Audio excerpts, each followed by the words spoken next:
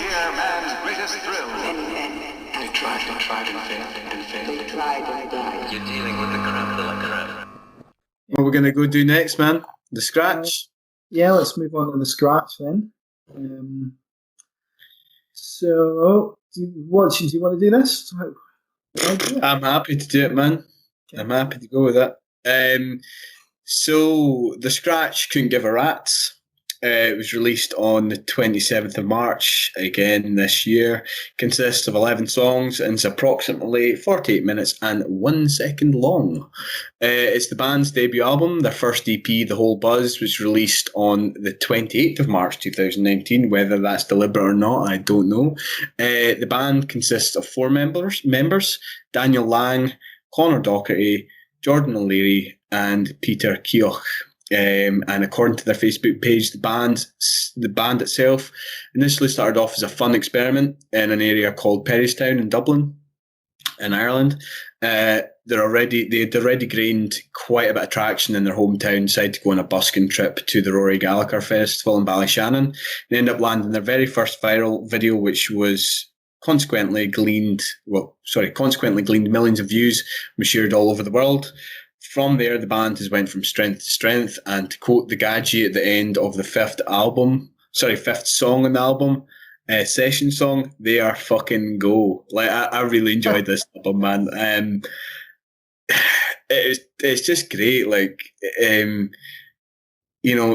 what I've got down here in front of me is, you're onto a good thing when you happen upon an album that opens with the lyrics, "Take a bow, you're a top class cunt."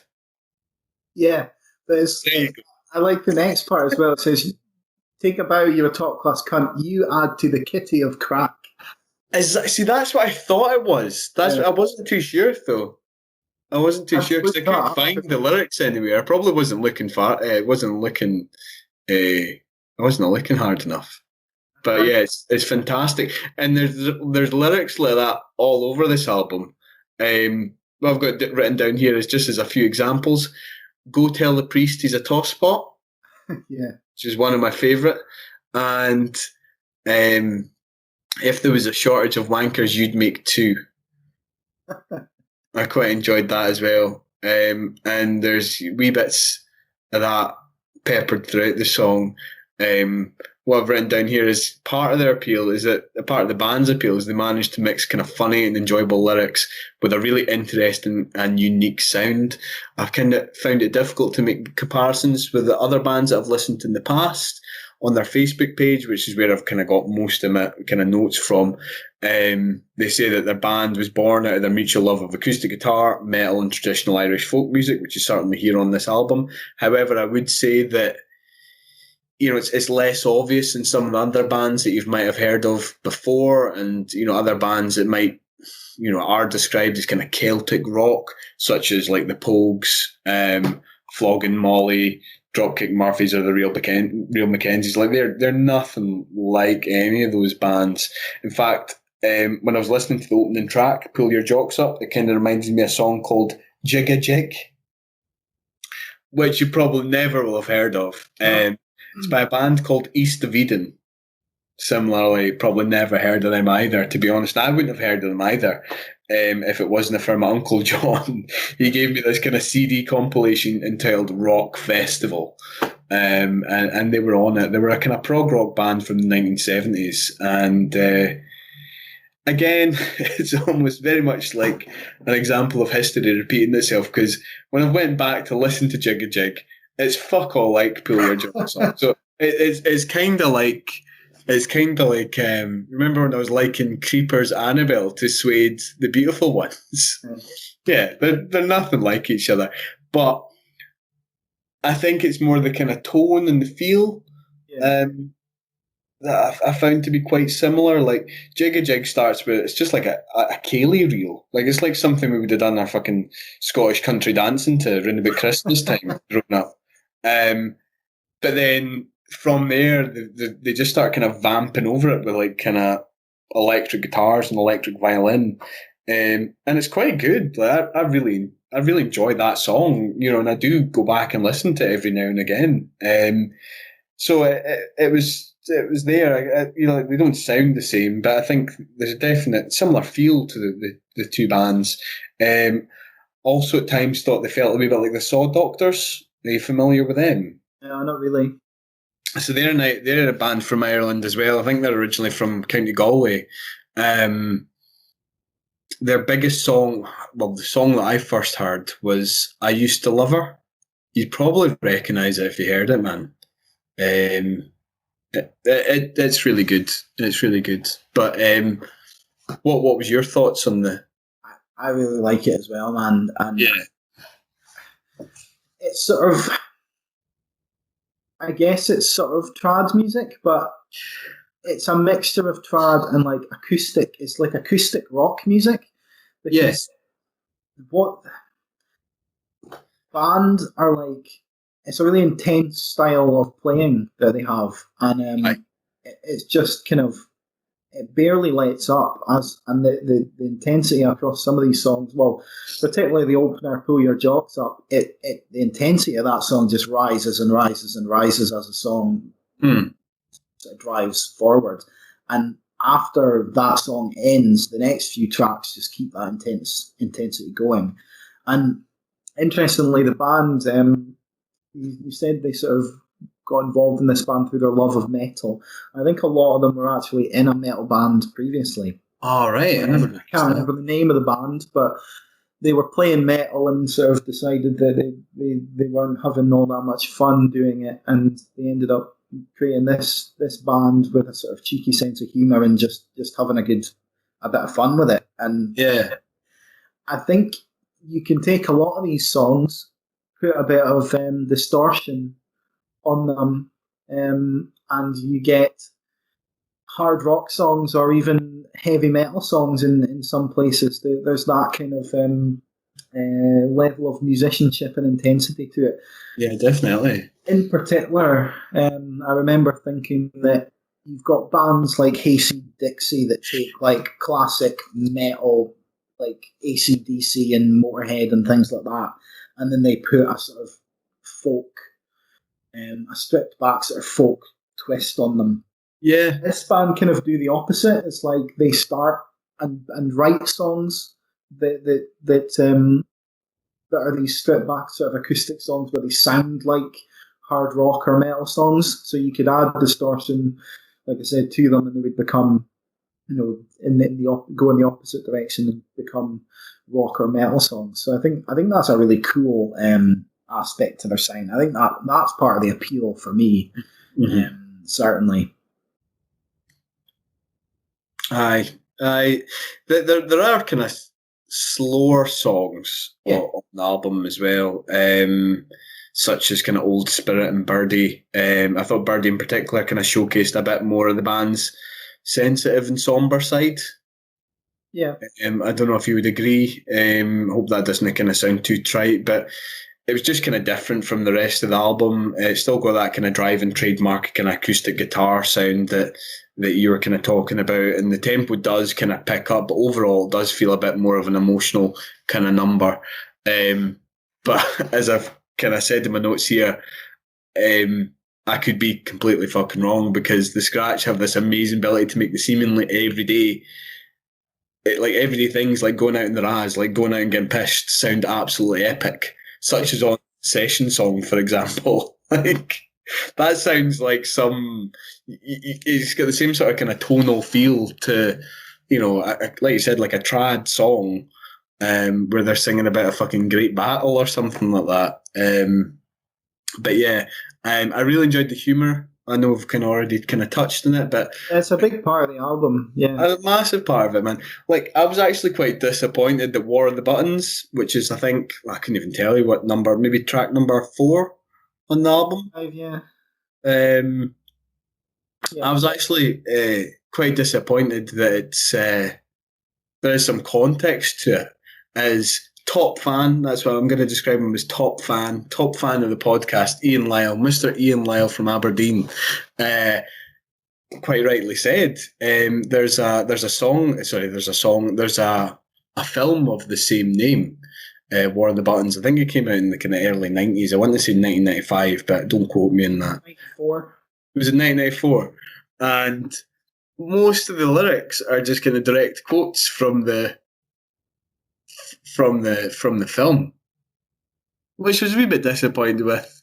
It is, but who cares? It's still good. I think I haven't seen the film, but I kind of want to see it now. Aye, so do I. That film itself it's like an Irish adaptation of a French novel. So Oh, really? I never realised that. it's a French novel about like these warring villages, and it's been adapted into like a story about Irish school kids from warring towns. So it sounds like an interesting film, but yeah, some of the lyrics, some of the lyrics in that song are great. Like, "Hey, don't hurt me, I'll tell me da." Like, or do you know any swear words? Well, you best put that question to your father. Yeah. And I like how unashamedly Irish the album is as well. Yes, totally. There's no even attempt to hide the Irish accent whatsoever. But it is delivered in an understandable way, because sometimes the Irish accent becomes indecipherable. But this is easy to interpret for the most part. Yeah. What songs did you most enjoy? War of the Buttons is up there. I mean, I like pretty much all of the songs, to be honest. I think Pull Your Jocks Off's a really good way to start the album, because, like I says, it sort of builds the intensity up. And then Dollar Bill is kind of the one that had me thinking of Hayseed Dixie. It's got this really cool, like, spiraling lead guitar lick that just goes and goes and goes throughout the whole song. There's actually an electric guitar solo in that song at one point. The session song's a big one, just because it's just this, like you say, they just make things sound epic. And can I just say about? Sorry, man. No, I was going to say about the session song. How many times have we had that same conversation with each other? You know, like the guy at the end, where he's just talking about he's talking about the band being go. They are go from the second they're on stage, they're fucking go. How many times we had that same sort of conversation? Like, see, when I was listening to that, I automatically thought about me at the UK Subs gig. I was fucking wrecked. Like, absolutely, yeah. That reminded me of that as well. Just turning up, absolutely ruined. Like, don't even remember most of the gig. I no. I mean, I remember we drank. We shared a bottle of Buckfast, something else, and then something else. We definitely drank an entire bottle of vodka. So that we must have had Buckfast, then vodka, then because it was a bottle of something else. It might have been Mad Dog or something. But I remember getting told. Well, I don't remember getting told. I remember getting told by you that somebody told me to calm down at UK Subs gig. So it must have been a fucking riot, like, yeah. Right after we turned up as well, because we were going mad for it in the middle of the dance floor before any band was even on stage. Like, it was, yeah. I must have looked as if I had a fucking mental breakdown, like. So, we were a mess. Man. But it's funny, like, that's how I consumed live music. You know what I mean? Like, I when I was younger, I kind of got it into my head that, like, I had to be a bit pissed up, or I wouldn't enjoy the band. But now it's the complete opposite. Like, I mean, I much prefer going to watch a band sober.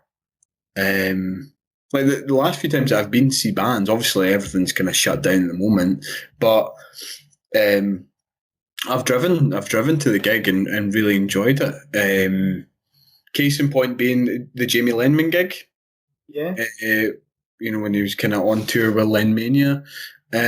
Also the specials. I went with our mutual mate Boff. I was convinced we were both going to get absolutely wrecked for that, but we didn't. And to be honest, I think I enjoyed it a lot better than what I would have done. Pissed, like. You remember the experience as well. I remember it more clearly. So that guy at the end of the session songs, he sort of says, when the Scratch go on stage, it's front of the house and go hell for leather. Can I just? Are you going to try the accent, Snids? Oh, no, I'm not going to try that. Because one, I can't do it, and two, I might offend people by how That's true. That's true. There might be some repercussions. So I'm not even going to try. But so he says, when the Scratch go on stage, it's front of the house and go hell for leather. And there's a pause, and then the song God Slap just thunders in like a slap to the face directly from God. Like it's perfect. Like, I think it's a sort of stupid little skit at the end of a song, but it's perfectly placed just as that next song kind of drives in. And it's like, again, I keep talking about how they sound quite metal, but some of these songs are really heavy. Yeah, God Slap, definitely. And like, the guy who plays the Cajun just hits like an absolute motherfucker. Like, there's points where the Cajun, the thud of that is like the loudest thing going, and it just drives these songs. And I think it deserves a mention because it's just absolutely brilliant. So there's other moments on God Slap that are worth mentioning, like it's kind of a cheeky back and forth between this guy who's described as a condescending prick and this person he's talking down to in it, and he's like, professional musician, is it? Following your little passion, is it? Grabbing life by the scruff, is it? And the boy's like, simmer down there, you condescending little gee bag. And I originally thought he said flea bag, but I later looked it up, and gee bag is what he says, and that's actually Irish slang for a person characterised as having been the recipient of a large amount of sperm. I think it's a pretty harsh thing to say. Coincidentally, that's where the lyric "if there was a shortage of wankers, you'd make two" comes from. Yeah, definitely. Yeah, a great album. I mean, there's a song Shanachie, which is pretty simple. It's like the word is basically means about the telling of old tales of lore. It's a storyteller, isn't it? And this song is basically it sounds like an old gothic like tale. It sounds most like a trad song, doesn't it? Like a kind of traditional kind of trad song, I suppose. But at the end of that, there's another sort of stupid skit where it's just a boy like slapping his knees, I presume, like playing drums on his knees, and the boy comes in and is like, "What are you doing here, you fucking idiot?" It's like, "You said I could play on the album." He's like, "Get the fuck out of here." It's just stupid things like that make it quite fun to listen to. But I don't know. Really good album. Definitely worth listening to. I think both if you're fans of sort of traditional music and rock and metal as well. Definitely, man. I mean, I give it a rating of 9 out of 10. I felt as if that's what it deserved. Yeah, definitely. I think maybe if I were to criticise it, it would just be that sometimes the intensity means it's not an album you can necessarily sit down and listen to.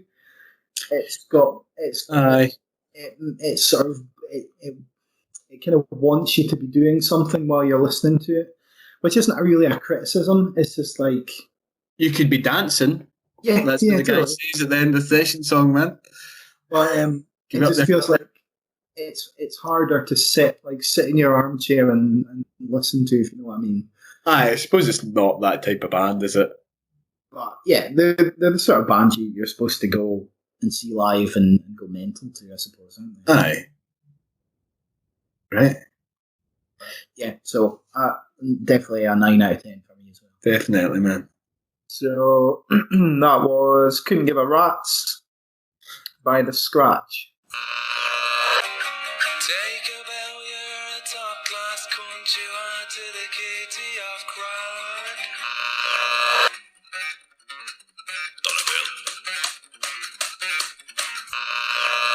Don't hurt me, I'll tell the priest.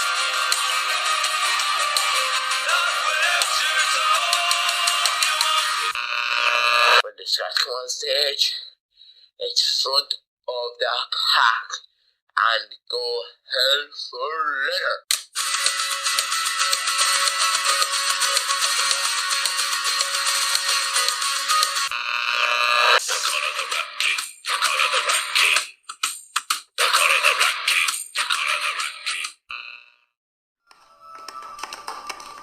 It's not finished. It's finished.